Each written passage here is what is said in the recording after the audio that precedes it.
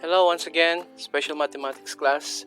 So we are now through with quarter 1, week 1, with the topics directed and indirected distance and the review on Cartesian plane. So we'll now proceed to the next. Let us now learn how to find the distance between 2 points. So by using what we call the distance formula. MELC for this topic, or the most essential learning competencies, finds the distance between 2 points. Learning objectives: find the distance between 2 points. Solve the perimeter of a triangle with given vertices in a Cartesian plane. And show that the vertices of a triangle are vertices of a right triangle. We have here Cartesian plane, x and y axis. And here a particular point on quadrant 1 with the coordinates x sub 1, y sub 1. Another point in Cartesian plane, quadrant 1, with the coordinates x sub 2, y sub 2. We're going to connect these 2 points. We form a line, and that is what this is actually a line segment, right? And this is what we call the distance between the 2 points, x sub 1, y sub 1, x sub 2, y sub 2. It's called distance. So how do we get the distance between these 2 points? So that is how we are going to derive the formula. So distance, in short, in symbols, small letter d. Now,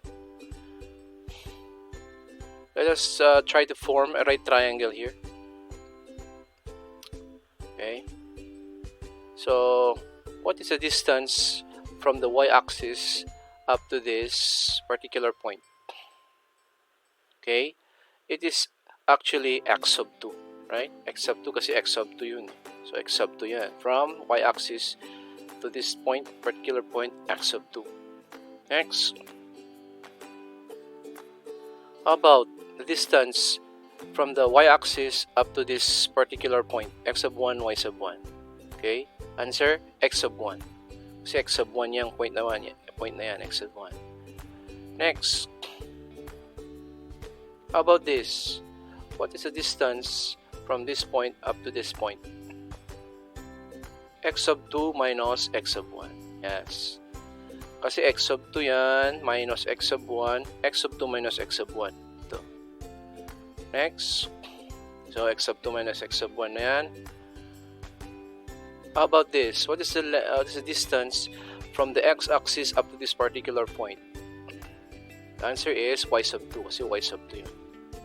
Another. Excuse me. And how about the distance from the x-axis up to this point? Y sub 1. So what is now the distance from this point up to this point? Okay, of course, subtract muna naman yan. Y sub 2 minus y sub 1. So, okay, y sub 2 minus y sub 1, x sub 2 minus x sub 1, distance.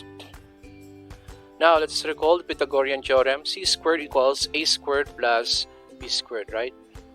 The sum of the squares of the 2 legs of a right triangle is equal to the square of its hypotenuse. So, since it is in the form of a right triangle, so we can substitute c by d, a by this, y sub 2 minus y sub 1, b by x sub 2 minus x sub 1.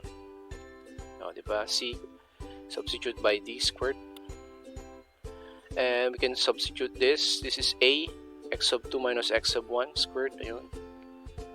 And then, y sub 2 minus y sub 1, substitute by, yes, yung b, y sub 2 minus y sub 1. Ayun, dito na. B squared equals x sub 2 minus x sub 1 squared plus y sub 2 minus y sub 1 squared. We're going to get the square root of both sides. D equals square root of x sub 2 minus x sub 1 quantity squared plus y sub 2 minus y sub 1 quantity squared. And this is now what we call the distance formula. Ito na yung formula na gagamitin natin, finding the distance between 2 points. Kahit horizontal points pa yan, vertical points, or slanting points. Kayang-kayang isolve ng distance formula. So, yan. To find the distance between 2 points, we use this formula. Yan, with the coordinates x sub 1, y sub 1, x sub 2 minus, x sub 2, y sub 2. Yan, substitute mo lang. So, yan. Okay, it's called the distance formula. Let us now apply the distance formula. Example number 1. Find the distance from the point 3, 1 to the point 2, 4. Okay. First, assign the values of x sub 1, y sub 1, x sub 2, y sub 2. Then all we have to do is substitute in the distance formula. Okay? Pwede rin x sub 2 yan. X sub 2, y sub 2, x sub 1, y sub 1. Pwede yung mag-interchange yan. Same answer will be obtained. So, yan, substitution. X sub 2 is 2. Yan. X sub minus x sub 1. What is x sub 1? 3. Yan. Squared. Plus. Next. Open parenthesis. Y sub 2. What is y sub 2? Lagay natin dito. 4. Minus y sub 1. What is y sub 1? 1. Quantity squared. Then 2 minus 3 is negative 1. Quantity squared. Plus 4 minus 1 is 3 squared. Then let's continue here. What is negative 1 squared? Yes, negative 1 squared is 1. Because negative 1 times negative 1 is positive 1. Then how about plus 3 squared? What is 3 times 3? 9. Then add 1 plus 9 is 10. Then what is the square root of 10? Okay, you can use your calculator in finding the square root of 10, or what is the simplest radical form? Okay. Yes, simplest radical form na yan kasi hindi na natin may simplify yan. Wala nang factor yan na perfect square. So the answer is t equals square root of 10. That's approximately 3 point something kasi yung square root of 9 is 3. So square root of 10 is 3.1. Siguro to 3.1 or 3.1. But if you didn't have a calculator, walang calculator, how can you estimate how can you estimate the distance between the two given points? So, number line lang tayo. So, square root of 10. Yan. Okay. Perfect square. Yan naman, nung 9, perfect square, yung katabi niya. Yung 16 naman, another perfect square. Square root. Okay.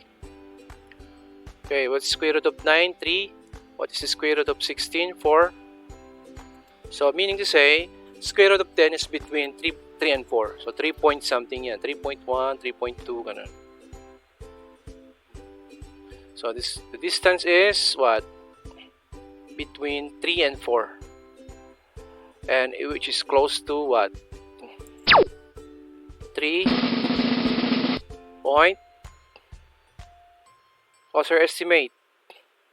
Using your calculator is 3.1622776, etc. So, okay. So, pwede nating ito 3.2, okay? 3.16 or 3.2 yung square root of 10. Okay, round up to the nearest tenths. Next example, find the distance between the 2 points 2, -7 and 2, -1. Okay, first, let us write the distance formula here and then assign the values of x sub 1, y sub 1, x sub 2, y sub 2. Then have here x sub 2, substitute 2. X sub 2 is 2. Minus x sub 1 is 2. Quantity squared. Then plus, what is y sub 2? -1. Minus y sub 1. What is y sub 1? -7. Here. Wait, stop. Bakit stop? Kasi -7, no? Yun. -7. Quantity squared. Then, what is 2 minus 2? 0 squared. Plus, what is -1 minus -7? That is equal to 6. Kasi magiging -1 plus 7 na yan, di ba?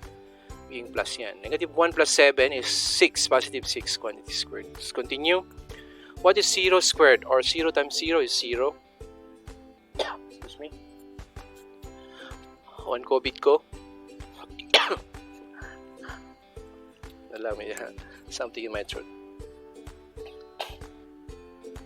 Then plus 6 squared, which is 36. What is 0 plus 36? And square root of 36, the answer is 6. So the distance between the two given points is 6. Excuse me, inom lang ako.